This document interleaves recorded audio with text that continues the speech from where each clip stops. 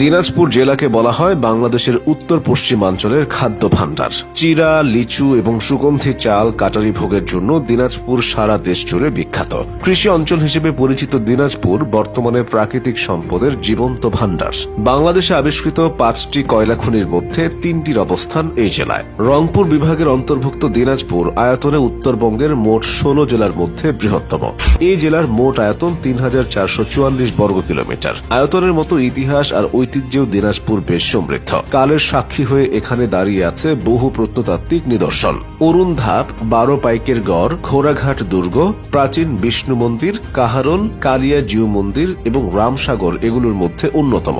দিনাজপুরে জন্ম হয়েছে বহু দেশ বরেণ্য ব্যক্তিবর্গের, যারা নিজেদের কাজের মাধ্যমে জাতির কল্যাণে অবদান রেখেছেন। বাংলাদেশের প্রথম মহিলা প্রধানমন্ত্রী খালেদা জিয়া, অবিভক্ত ব্রিটিশ ভারতের কৃষক নেতা হাজী মোহাম্মদ দানেশ, নির্মাতা ও অভিনেতা সুভাষ দত্ত ও ক্রিকেটার লিটন কুমার দাসের জন্মস্থান দিনাজপুর।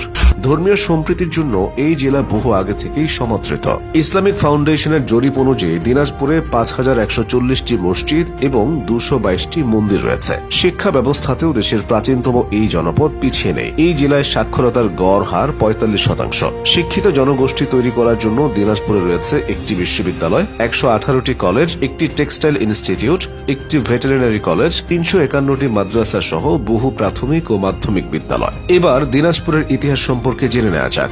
প্রাচীন যুগে দিনাজপুর পুন্ড্রবর্ধনের অংশ ছিল। তখন লখনৌতির রাজধানী দেবকোটের অবস্থান ছিল দিনাজপুর সদরের 11 মাইল দক্ষিণে। ভারতবর্ষে ব্রিটিশ শাসনের সূচনার পর 1765 সালে দেওয়ানি গ্রহণের ফলে এই অঞ্চল ব্রিটিশ ইস্ট ইন্ডিয়া কোম্পানির আওতাধীন হয়। 1772 সালে দিনাজপুরে একজন ইংরেজ কালেক্টর নিয়োগ করা হয়। এরপর 1786 সালে এখানে ইংরেজ শাসকদের দ্য ব্রিটিশ অ্যাডমিনিস্ট্রেটিভ কন্ট্রোল গঠিত হয়।